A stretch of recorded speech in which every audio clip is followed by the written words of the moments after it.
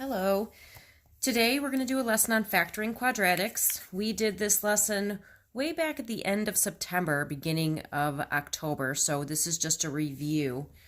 So this is kind of an important tool when we're talking about quadratic functions. So what we're going to do is factor, and by factor I mean we're going to find binomials that go into this. So what we do is we look at this first, and we say to ourselves, is there a GCF that we can divide out of these three terms? And there's nothing in common, no number or letter that we can take out. So now we create our two sets of parentheses, okay? So if you think of what we're trying to do is go backwards. Let me give you a little post-it. If I was to give you something like this, this is just a review.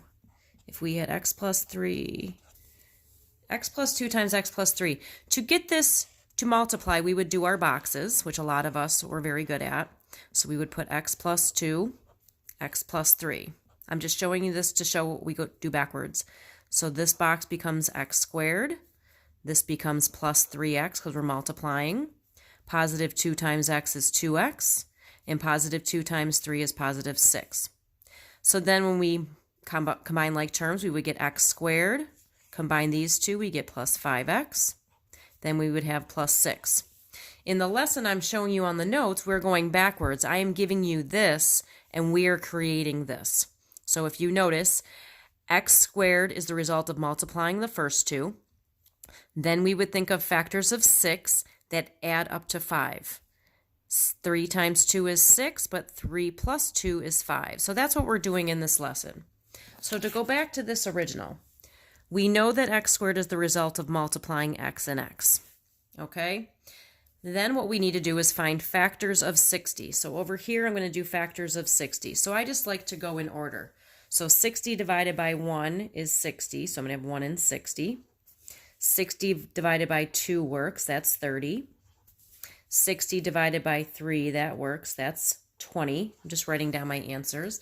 60 divided by 4 works, that's 15. 60 divided by 5 is 12. 60 divided by 6 is 10. If I try 7, 60 divided by 7, that does not work.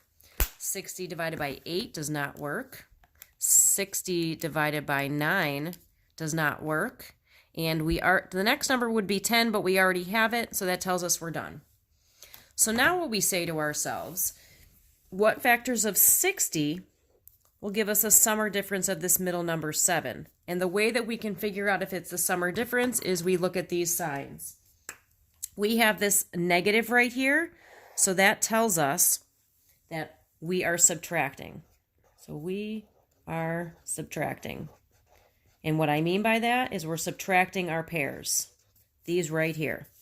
Which pair do we subtract? So we want a difference. Which pair do we subtract to get 7? That would be 5 and 12. So we know that 5 and 12 go in here. Now we have to figure out the signs. This last sign also tells us if it is a negative, that means it is opposite signs. So I'm just putting this here so we have this as a visual. So opposite signs. If it was adding, they would be the same signs. So we have opposite signs and we want a negative 7. So this should be a 12. So we are thinking to ourselves, are we doing 5 minus 12 or 12 minus 5 to get negative 7? And that would be this one right here. So how does this tell us our signs? Our 5 is positive and our 12 is negative. So we put a plus and a minus. There's our answer. We're just factoring. Let's try the next one. We are looking at this. We want to factor it. There's no GCF. There's nothing we can take out of all three.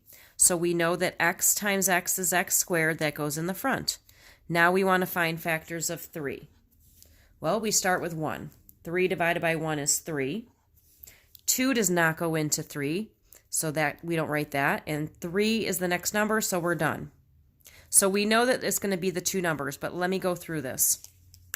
This plus right here tells us that we are adding. So I'm going to write we are adding. If we add 1 and 3, we do get 4, so we know that it has to be this pair. So we're saying to ourselves, what factors of 3, the last number, give us a sum of 4? That's where this comes from. And our answers are 1 and 3. Since we are adding, since this is a plus sign, we know that we have to have the same signs. So in our two sets of parentheses, since we have plus 4, they both have to be pluses.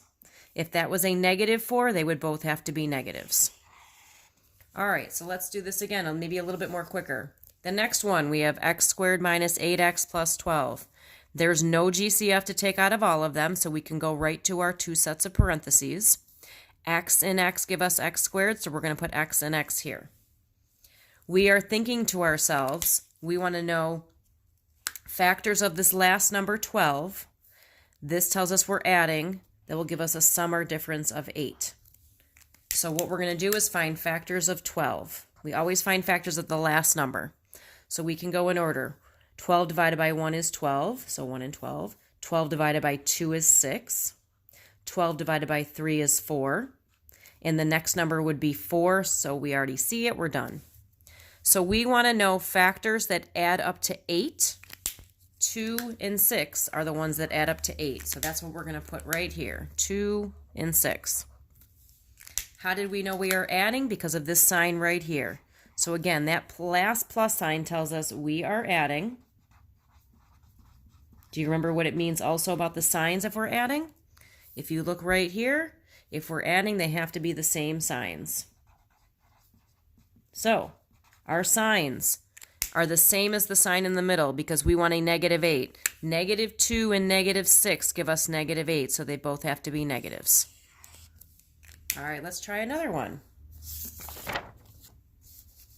Next one.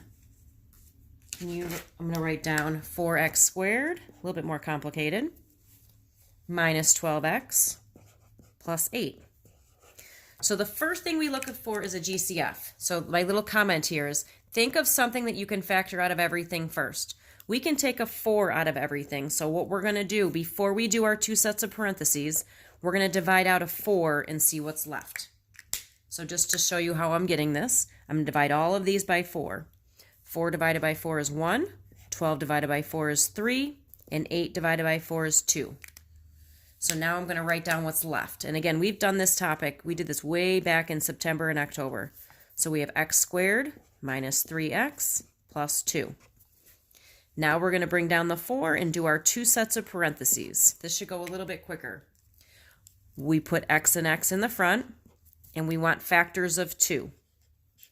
So factors of 2, 1 and 2, that's it. Since we see a plus, that means we're adding. If we add 1 plus 2, we get 3. So we know that our 1 and 2 go inside. Because we are adding, we need the same sign, and we need a negative 3. That means they need to be negatives. So there is our factored answer. The next one, 3x to the 4th plus 12x cubed minus 15x squared. So the first thing we say is, okay, is there something we can divide out of everything? We can take a 3 out of everything, and we can take 2 x's out of everything.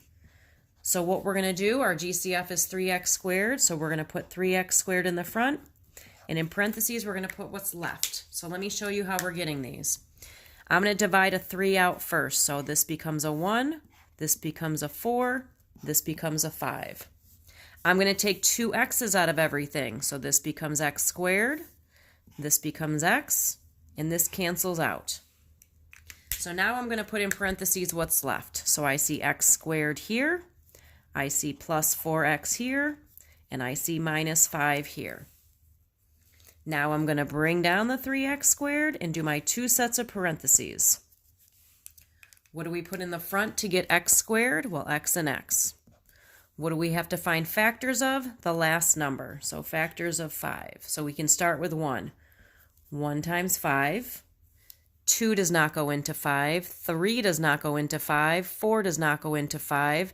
5 would be the next number. That means we're done.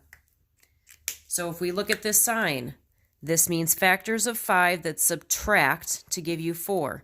If you subtract 1 and 5, you get 4. So I'm going to put 1 and 5 here. Since we're subtracting, we need different signs, and we need a positive 4. So we say to ourselves, is it 1 minus 5 or 5 minus 1 to give us 4? And it would be 5 minus 1 gives us the 4. So our signs, the 5's in the front, that means it's positive. The 1's in the back, it means it's negative. So plus goes with 5, negative goes with 1. 2 more, and hopefully you'll be able to do these on your own. Next one, x to the 4th minus 5x squared plus 4. First thing we say to ourselves is there a GCF we can take out of everything? No. But I know I've got to go to my 2 sets of parentheses. I want you to think of this example. I'm going to write this over here because we were able to do this. If you can think of x squared minus 5x plus 4. Very similar to this, instead of x to the 4th, x squared, instead of x squared and x. If we factor this, 2 sets of parentheses, x and x, factors of 4, so always factors the last number, 1 and 4, 2 and 2. What factors of 4 add up to give you 5? That would be 1 and 4. So I know 1 and 4 go inside. Since we're adding, they need to be the same sign, and the sign has to be the one in the middle since you're adding, so negative, negative. Now I want you to look at this with this. Notice that this was x squared instead of x to the 4th. So instead of putting x and x here, we're going to put x squared and x squared here, because x squared times x squared is x to the 4th. That's the only difference. We're going to bring over the minus 1, bring over the minus 4. Ooh, think you're done? I want you to take a look again. Let's take a look at this one. We can factor this because these are 2 perfect squares with a 1, with a minus in the middle. So this is what I mean. I can break this down into 2 sets of parentheses. What times itself gives you x squared? X and x. What times itself gives you 1? 1 and 1. Since there's no middle term and these are perfect squares, you put opposite signs. That takes care of this one. If you look at this one, you have a power of 2 with a perfect square and a minus, so we can do the same thing. 2 sets of parentheses, x and x in the front. What times itself gives you 4? 2 and 2. And because you have perfect squares with a minus, it's plus minus. There's your completely factored answer. Last one, 3x to the 4th. I'm trying to give you as many different examples as possible. Minus 243. First thing you do is you say to yourself, okay, is there a GCF? We can actually divide both of these by 3, so I'm going to take a 3 out. I'm going to see what's left. If I divide this by 3, I get a 1. If I divide 243 by 1, I get 81. And you can use your calculator for that. So now I'm going to bring down the x to the 4th minus 81. Okay. Since I have a power of 2 or higher, I'm probably not done. And if you notice, this is a perfect square because x squared times x squared is x to the 4th. This is a perfect square because what times itself gives you 81? 9 and 9. So we can bring down the 3 and make 2 sets of parentheses, very similar to this. What times itself gives you x to the 4th? X squared and x squared. What times itself gives you 81? 9 and 9. Because we have perfect squares with a minus, we have opposite signs. Uh-oh, we're still not done. So now let's see. I'm going to bring down the 3. This is a perfect square and so is this, but this is not a minus sign. So I am not able to factor this anymore. So I'm going to bring this down. But this is a perfect square. This is a perfect square with a minus sign. So very similar to what we did here. I'm going to make 2 sets of parentheses. What times itself gives you x squared? X and x. What times itself gives you 9? 3 and 3. Because we have a perfect square with a minus, we have opposite signs.